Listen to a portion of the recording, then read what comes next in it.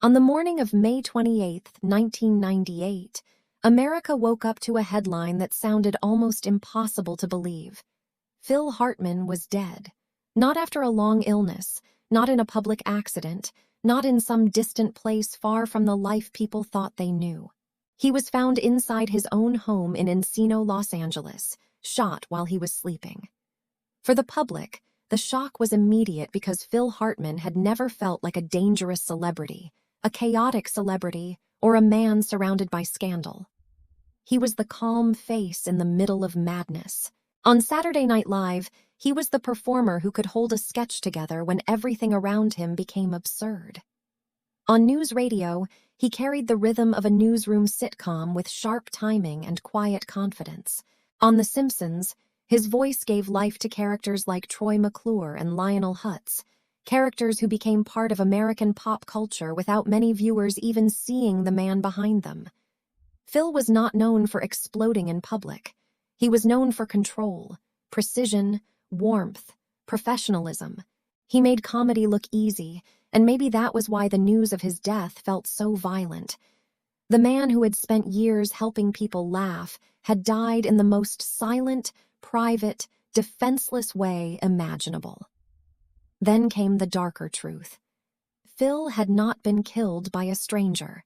He had been shot by his wife, Bryn Hartman, in the home they shared. The story quickly became even more unbearable when police arrived. The children were removed from the house, and Bryn later took her own life. What had first sounded like a celebrity death became a murder-suicide inside a family home. Outside, there were cameras, police cars, reporters, and stunned neighbors. Inside, there was the collapse of a marriage, a family, and a public image that had always seemed safe. It was the kind of tragedy that made people stop and stare at old photographs differently. Phil smiling at events, Phil standing with cast members, Phil behind a microphone, Phil in front of a studio audience. Suddenly, every image carried a shadow.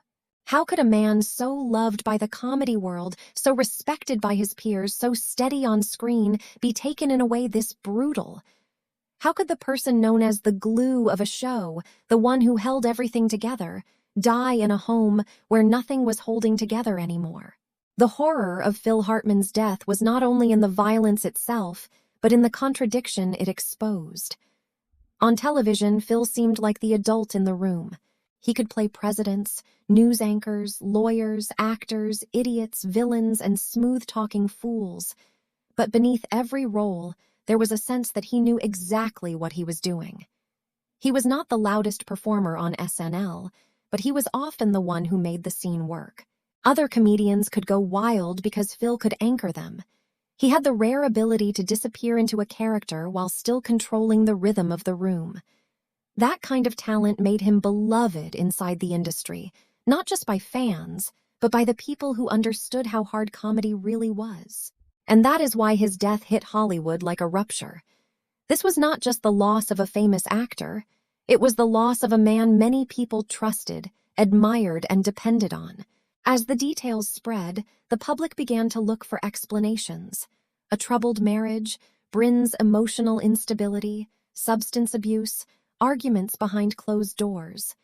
But explanations did not make the ending easier to accept. They only made the contrast more painful. The public had seen Phil as composed.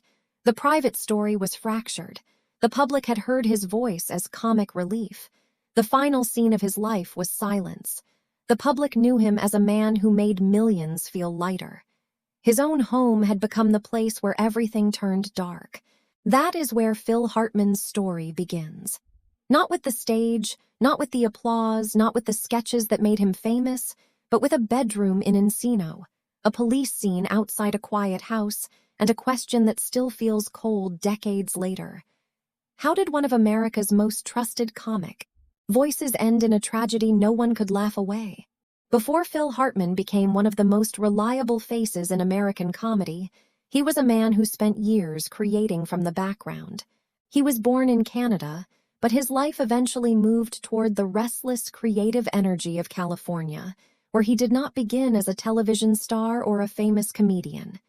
He began as an artist. Long before millions heard his voice on The Simpsons or watched him transform on Saturday Night Live, Phil worked in graphic design. He designed album covers, logos, and visual identities, building a career around detail, structure, and taste. That part of his life matters because it explains something essential about him. Phil was never just a performer who wanted attention. He understood shape, timing, balance. He knew how to make something look finished. Even before he stepped fully into comedy, he was already learning how to build an image, how to control a frame, how to make other people notice something without forcing them to look. In many ways, the designer became the comedian. The same discipline that helped him create visuals would later help him create characters. The same patience that made him good behind the scenes would later make him powerful in front of an audience. Phil's path was not sudden. It was slow, practical, and built from craft. He was not launched by Hollywood overnight. He moved toward performance gradually, as if comedy was not a spotlight waiting for him, but a room he had to earn his way into. That room eventually became the Groundlings, the legendary Los Angeles comedy group that helped shape some of the most important performers in American television. For Phil, it was the place where his quiet precision found a new language. He was not the type of performer who needed to dominate every moment. He could watch, adjust, support, and then deliver one line that changed the entire scene. That became his gift. While some comedians chased chaos, Phil understood control. While others built comedy from noise, he built it from timing. And slowly, the man who once designed images began designing performances. He learned how to vanish into a character, how to give a sketch structure, how to make the people around him funnier without making himself smaller. That quality would later define his entire career. Before the fame, before the famous voices, before the nickname The Glue, Phil Hartman was already becoming the kind of artist Hollywood rarely celebrates enough. The steady one. The person who makes the room work. The person who does not always need the biggest laugh, because he knows the scene is stronger when everyone lands. This is why his early life feels so different from the ending that would later shock America. There was nothing careless about Phil's rise. It was built piece by piece, from design studios to comedy stages, from quiet craft to national television. And before he became the man America laughed with, he was a man learning how to hold everything together. Then came Saturday Night Live, and Phil Hartman became something rare in comedy, the man who did not need to steal the scene in order to own it. When he joined the show, SNL was not just a television program. It was a machine of pressure, speed, ego, panic, and live performance, where a sketch could die in seconds if one performer lost control. Phil understood that world almost immediately. He had the timing of a comedian, but the discipline of a craftsman. He could become anyone, a politician, a newsman, a washed-up actor, a smug businessman, a clueless authority figure, a man pretending to be smarter than he was. He had a face that could turn serious nonsense into something believable, and a voice that could make even the most ridiculous character sound dangerously confident. But what made him extraordinary was not only how funny he was. It was how useful he was to everyone around him. Phil could steady a sketch. He could support a wilder performer. He could make chaos look designed. That was why people around SNL called him the Glue. He held the show together. In an environment built on instability, Phil gave the room structure. He was not always the loudest presence, but when he appeared, the scene suddenly had weight. His comedy did not feel desperate. It felt precise. He knew when to push, when to pull back, when to let another performer explode, and when to land the line that made the whole thing work. To audiences, he became a familiar face they trusted without always realizing why. To other comedians, he became something even more valuable, the person who made everyone else better. That kind of performer is easy to miss while he is alive, because his gift is often hidden inside other people's laughter. But when he is gone, the structure he gave the room suddenly disappears, and everyone understands what he had been holding up. That gift followed him beyond SNL. On NewsRadio, Phil brought sharpness and control to the role of Bill McNeil, turning arrogance, insecurity, vanity, and absurd confidence into one of the show's strongest comic engines. He could make a character ridiculous without making him empty. He could play ego as comedy, but still let a strange sadness slip through the cracks. On The Simpsons, he did something even more unusual. He became unforgettable without even appearing on screen. As Troy McClure and Lionel Hutz, his voice carried the same smooth, hilarious emptiness that made his live performances so effective. Troy McClure sounded like a man who had spent his whole life smiling for cameras that no longer cared. Lionel Hutz sounded like a lawyer who could barely survive his own lies. They were cartoon characters, but Phil gave them a strange humanity, ridiculous, hollow, desperate, and perfect. By the 1990s, his work had become part of American comedy's background music. Viewers heard him, saw him, laughed with him, and accepted him as one of those performers who would always be there. That is what made the later tragedy so difficult to process. Phil's public image was built on reliability. He was the man who arrived on time, hit the joke, saved the sketch, lifted the room, and disappeared into the character. But behind the laughter, his private life was not as controlled as his performances. At home, there were tensions the audience could not see. In public, he seemed calm. On screen, he seemed effortless. In the industry, he seemed like the stable one, and that contrast is what makes his story so haunting. Phil Hartman spent his career holding comedy together, but the life waiting behind the curtain was beginning to crack in ways no studio audience could hear. After Phil Hartman was gone, the silence around his name felt different from the laughter he had spent his life creating. The first shock had already been brutal. A beloved comic actor killed in his sleep, inside his own home. But after the headlines faded, another kind of grief settled in. The kind that comes when people realize a familiar voice will never return. His colleagues did not speak about him like a distant celebrity.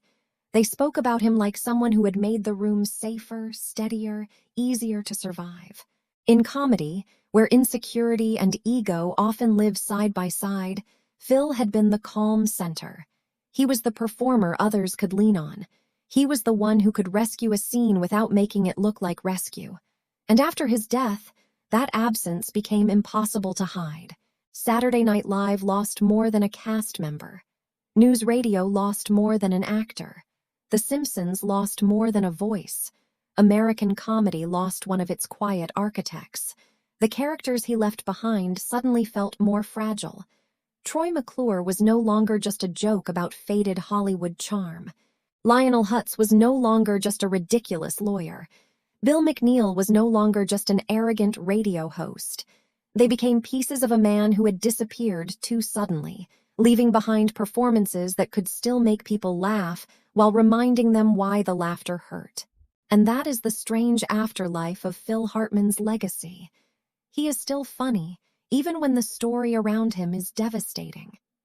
People can still watch his sketches, hear his voice, and laugh before remembering how it ended. That contradiction is what makes his story linger. Phil should not be remembered only by the bedroom in Encino or the police cars outside his home. He should be remembered by the way he made comedy stronger without always demanding to be the center of it. He gave structure to chaos. He gave confidence to absurdity.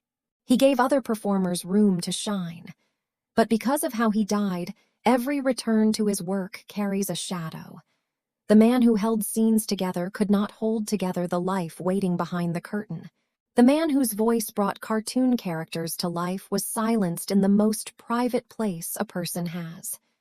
The man who made millions laugh left behind a final image no audience could laugh away.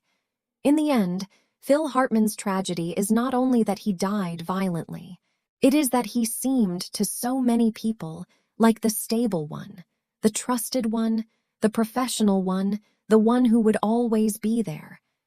And maybe that is why his absence still feels so cold. Because when the steady people vanish, the world they helped balance suddenly feels less safe. Phil Hartman left behind sketches, voices, characters, and laughter. But he also left behind a silence that comedy has never fully filled.